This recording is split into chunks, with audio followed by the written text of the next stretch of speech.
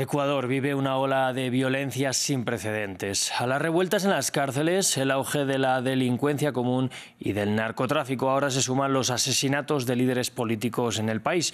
Hace unas semanas, el 23 de julio, fue el alcalde de Manta y este miércoles la más reciente víctima del sicariato fue el candidato presidencial Fernando Villavicencio, quien fue asesinado saliendo de un mitin político en Quito.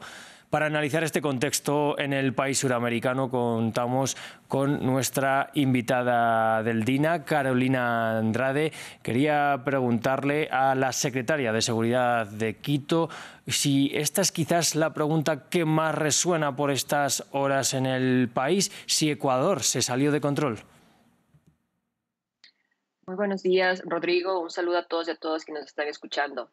En primer lugar, solidarizándome con la familia del señor ex candidato en este momento a la presidencia, Fernando Villavicencio, por la situación trágica en la que está pasando su familia y el país en general. Son miles de personas que han sido asesinadas durante los últimos años. El país ha tocado un fondo inesperado.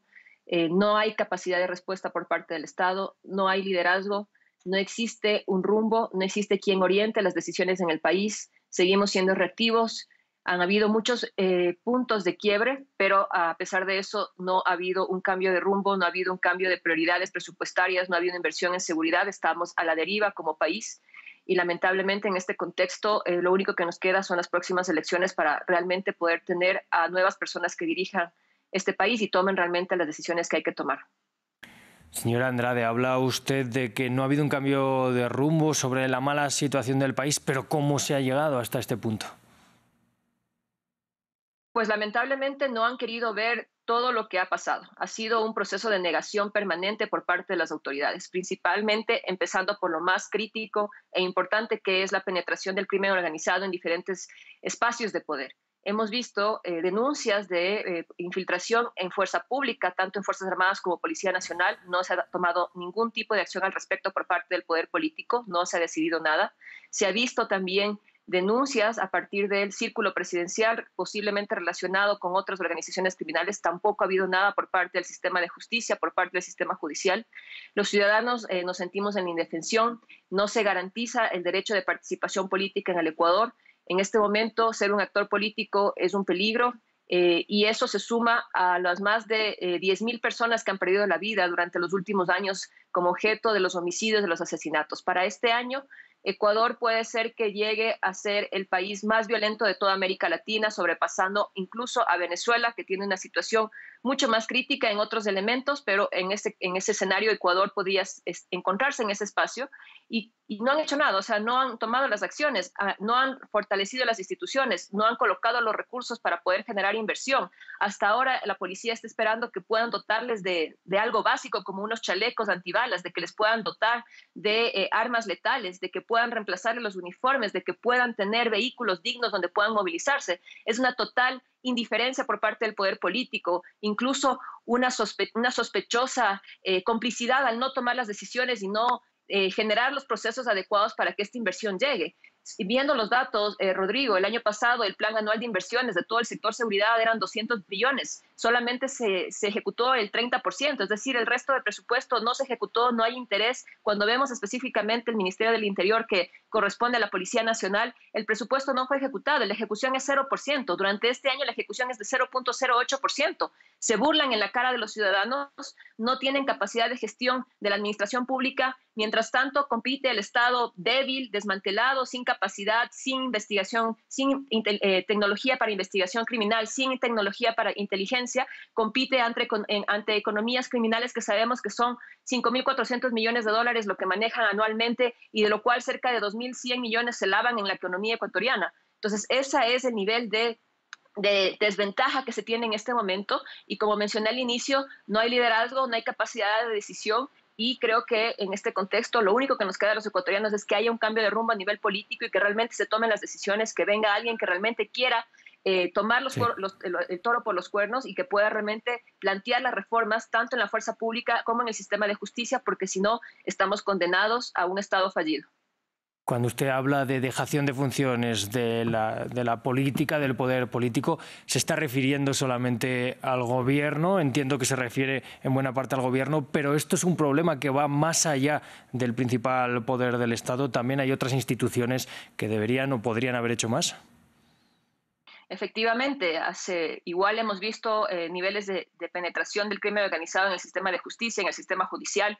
No ha habido la iniciativa de ninguna de las personas que dirige estos poderes del Estado de plantear reformas, depuraciones, de plantear mecanismos de control interno, de dar muestras al país de que no se va a aceptar más impunidad. Sin embargo, esto no sucede, simplemente siguen las cosas como que nada haya pasado. Hemos visto diferentes puntos de quiebre, como mencioné, detonaciones con uso de artefactos explosivos, masacres carcelarias. Hemos visto cómo matan en parques, en espacios públicos, masivamente a personas. Hemos visto el asesinato del exalcalde de Manta también hace algunas semanas y ahora el asesinato del candidato presidencial. ¿Qué más tenemos que esperar para que los diferentes poderes del Estado tomen decisiones sobre sus propios espacios de poder? Es decir, ¿hasta qué punto van a seguir negando la realidad que está viviendo el país y tomar las decisiones? No podemos seguir en esta indiferencia y no existe un jefe de Estado que conduzca, que ponga firmeza, que ponga orden y que busque una depuración real en estos diferentes niveles y que además privilegie la inversión social. El país está totalmente desangrado. Tenemos un nivel de migración forzada gigantesco. La gente abandona el país frente a la situación económica. No existen políticas sociales. Eso aumenta los niveles de delincuencia común y la posibilidad de que estas poblaciones, esta base social se convierta también parte de la criminalidad organizada. Vemos poblaciones como Esmeraldas, territorios completamente perdidos, donde ni siquiera la fuerza pública es capaz de mantenerse en el mediano y largo plazo. Ahora llegan unas elecciones anticipadas que se mantienen para el 20 de agosto y que darán lugar a un gobierno corto de apenas un año y medio. ¿Es suficiente ese plazo para poder hacer cambios de calado en la situación del país? No es suficiente, son un año y medio de periodo de gobierno. Sin embargo, quien llegue al gobierno no tiene tiempo que perder, tiene que tener ya conocimientos en administración pública, tiene que saber cuáles son las prioridades a nivel presupuestario, destinar los recursos. Es inaceptable, Rodrigo, que tengamos tanto dinero afuera en lo que es el pago a deuda externa, pago a acreedores internacionales, y en el Ecuador no tengamos recursos para invertir en temas básicos para la policía, en dotación básica para la policía. Es una vergüenza que frente a lo que sucede en el Ecuador, frente a los asesinatos, a las muertes, al uso de bombas, de artefactos explosivos, a los hechos de violencia política, no se destinen los recursos. Tiene que ser él o la candidata persona que llegue al poder tiene que tomar las decisiones y plantear ya una planificación plurianual a varios años, porque la seguridad tiene que ser un tema que convoque a todas las líneas políticas, a todos los movimientos y organizaciones políticas, a todos los poderes del Estado, pero con liderazgo y firmeza. No un presidente que solamente aparece de vez en cuando en giras internacionales, en ciertos momentos, y que realmente no ha sido capaz de tomar decisiones y, sobre todo, plantear las prioridades presupuestarias y, sobre todo, exigir a quienes están en los diferentes espacios de la administración pública que trabajen de manera eficiente, que administren los recursos y que se cumplan las metas de planificación. Como digo, la situación de la policía es crítica porque no tienen capacidad para poder dar respuesta en temas mínimos, como pensamos que pueden ser los temas más complejos, como por ejemplo los temas de sistemas tecnológicos, de inteligencia e investigación. Está totalmente desmantelado el Estado y quien llegue tendrá una ardua tarea, no solamente en el tema de seguridad, sino también en los otros ejes, porque realmente el nivel de ineficiencia en la administración pública es gigantesco en este momento. Sí, sin embargo, desde el gobierno de Guillermo Lasso defienden que especialmente en los últimos meses han dotado cada vez más a los cuerpos de seguridad del Estado, tanto de munición como armas y de presupuesto para enfrentar la ola de violencia en el país. ¿Cree que es insuficiente? Rodrigo, justamente cuando vamos a ver los datos y observamos el presupuesto que está destinado solo el año pasado al sector seguridad, vemos con asombro que de ese presupuesto solamente se ejecutó de $200 millones, que era parte del plan anual de inversiones de todo el sector seguridad, solo se ejecutó el 30%. Cuando vamos a ver específicamente el rubro que corresponde al Ministerio del Interior, vemos que tenían un presupuesto de 17 millones para inversión, de lo cual fue ejecutado el 0%.